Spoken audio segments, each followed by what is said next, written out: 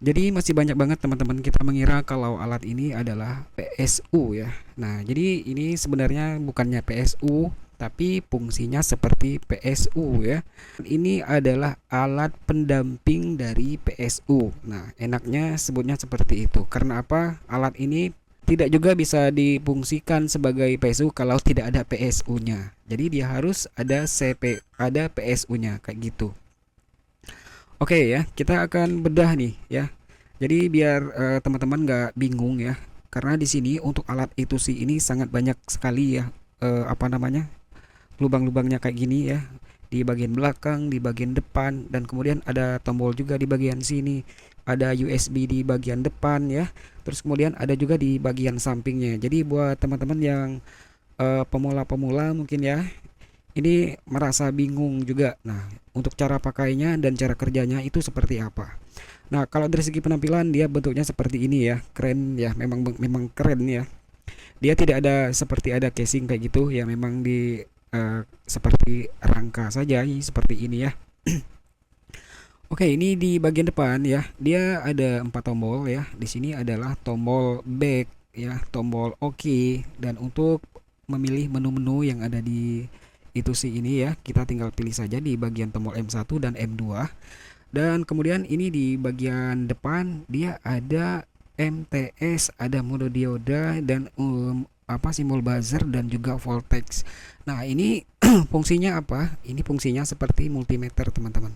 Tapi tidak selengkap multimeter yang seperti yang kita pakai ya. Dia fungsinya untuk pengukuran dioda, pengukuran voltage dan buzzer ya. Nah, jadi di sini ada sudah ada apa namanya? Simbolnya ya. Nah, kayak gitu. Terus di bagian depan juga ini ada yang apa namanya? Ada channel 1 ya, out ya. Nah, di sini juga ada out. Nah, out ini dengan yang ini itu fungsinya sama ya, teman-teman ya.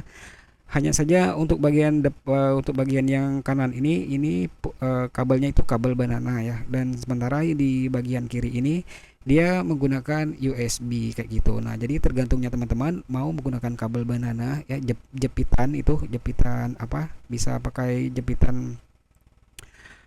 Nah, saya menggunakan ini ya, dan ini outputnya di bagian sini yang saya pasang. Dan kalau mau menggunakan USB juga bisa kalau seandainya ada kabelnya. Nah, terus untuk bagian belakangnya tampaknya seperti ini, teman-teman ya. Ada tulisan channel 1 di sini ya. Channel 1 itu adalah input untuk channel 1 ya, dan output untuk channel 1. Nah, kayak ini. Ini channel 1 juga. Artinya fungsi yang ini dengan fungsi yang bagian belakang juga sama ya. Ini ada out juga. Nah, tapi untuk yang bagian depan tidak ada in ya. Innya yang hanya ada di bagian belakang saja. Nah, ini saya jelasin ya ke teman-teman ya. Jadi alat ini tidak bisa berdiri sendiri dari multimeternya yang bisa kita gunakan. Nah, kalau mau menggunakan PSU-nya, artinya harus ada input PSU-nya. Nah, di sini kita tinggal masuk apa namanya? Tinggal colokan saja ya kabel output dari PSU ya. Nah, dan di sini ada keterangan, teman-teman ya. Jadi PSU yang teman-teman gunakan itu maksimalnya itu di 36 volt dan harusnya ada di 8 ampere. Nah, jangan melebihi ini teman-teman ya. Takut ini tidak apa namanya? Sudah melebihi standar kemampuan dari alat itu sih ini. Bagian atasnya kita bisa memilih ini untuk mode multimeter atau mode PSU ya. Ini ada di bagian atas, tinggal dicetak-cetek saja nih ya. Terus di bagian samping juga dia ada 2 port ya, yang bentuknya sudah Type C ya. Di sini Type C ini ada tulisan Type C, ada tanda panah ke kanan ya. Dan kemudian ini ada tanda panah ke kiri, artinya untuk bagian atas ini adalah input ya. Ini input tegangan. Dan kemudian yang bagian sini output ya, kayak gitu.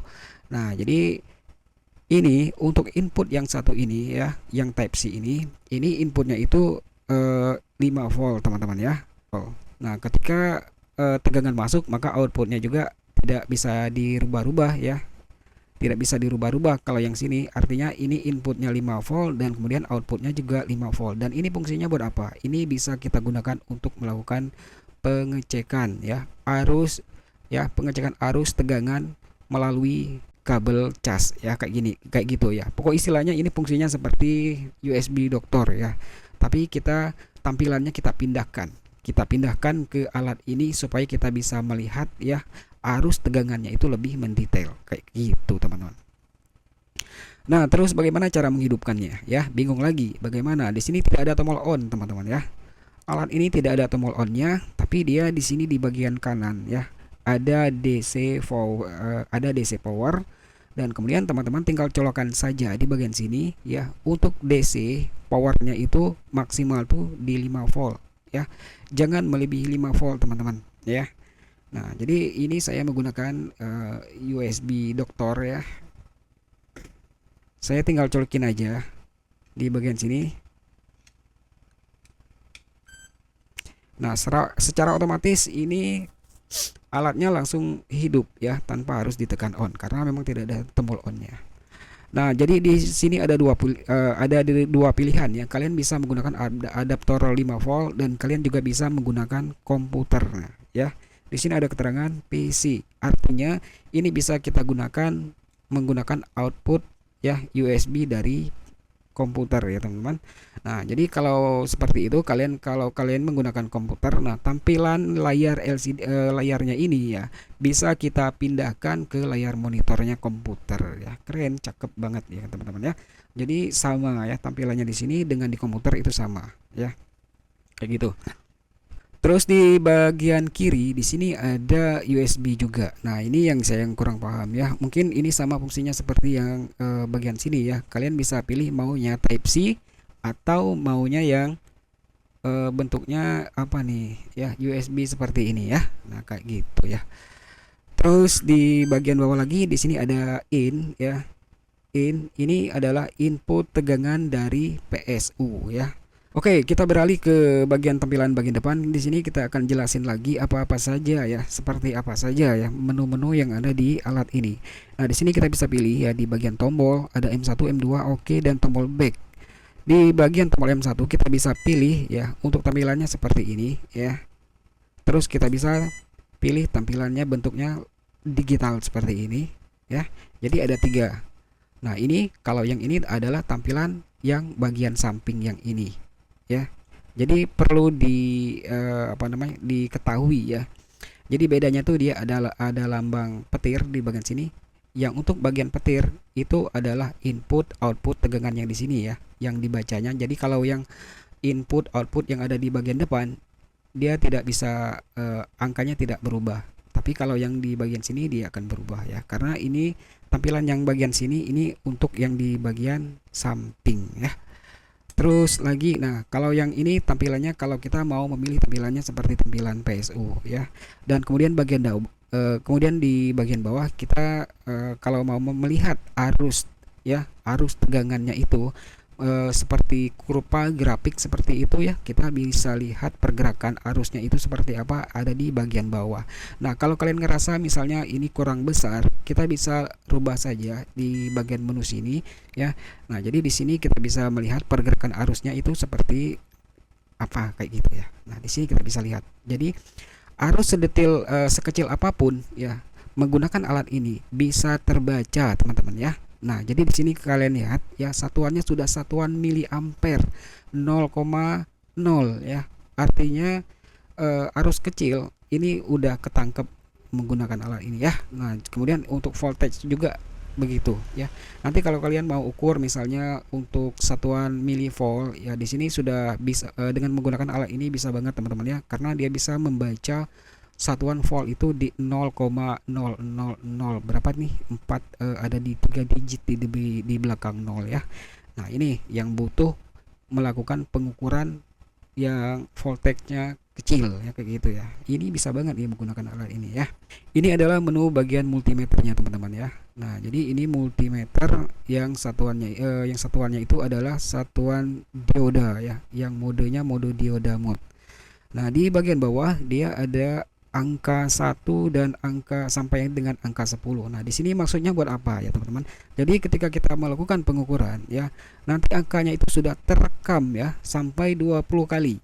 Ini sangat membantu banget karena apa ya? Jadi kita kita bisa melihat yang sudah kita ukur itu angkanya berapa. Jadi membuat kita menjadi kita tidak lupa seperti itu ya. Jadi masih terekam di memorinya alat ini.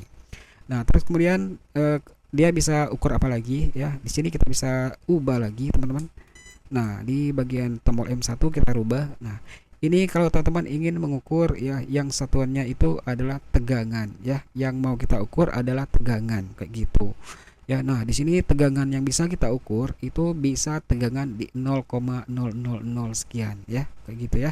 Nah, bagian bawah juga sama seperti yang di mode dioda tadi ya. Jadi ketika kita melakukan pengukuran dia akan merekam juga ya sampai 20 kali ya. Kalau sudah penuh tinggal dihapus saja. Ini M2 clear record. Nah, jadi untuk yang sudah terekam kita bisa clear clear kembali kayak gitu ya. Ya. Terus di bagian sini, nah di sini untuk teman-teman jika ingin melakukan apa namanya setting-setting ya seperti pengaturan bahasa, pengaturan sound, LCD ya, ada di bagian sini. Tinggal di scroll aja nih di M1, M2 ya, tinggal klik-klik aja. Nah di sini kita bisa atur ya, bisa di on, bisa di off kayak gitu ya. Nah, yang paling aku suka dari alat ini yang bagian 9 ini, ya teman-teman, nih bagian 9 ya. Ini ada high voltage alarm ya. Jadi ketika kita atur di bagian sini ya, kita bisa atur sendiri ya angkanya berapa volt kayak gitu ya. Nah, nanti kalau kita setting di 5 volt, nanti ketika ada tegangan lonjakan tegangan dari PSU, maka alat ini akan memberi alarm ya. Jadi alarmnya akan berbunyi seperti itu. Ini adalah protect ya. Istilahnya protect dari alat ini ya. Kayak gitu. Terus kalian bisa setting-setting saja di bagian sini ya. Nah, ini settingannya ada di sini ya semuanya ya. Tuh, mau di on atau mau di off kayak gitu. Nah, jadi seputaran kegunaan alat ini adalah seperti yang saya jelaskan tadi ya teman-teman ya teman-teman ya. Nah, jadi ini tergantungnya teman-teman. Menurut teman-teman ini sangat dibutuhkan atau tidak ya dalam apa namanya di dalam perbaikan handphone ya. Jadi buat teman-teman teknisi juga yang membutuhkan alat itu si C09 ini ya, untuk produknya ini sudah aku sematin di sudut kiri bawah ya teman-teman.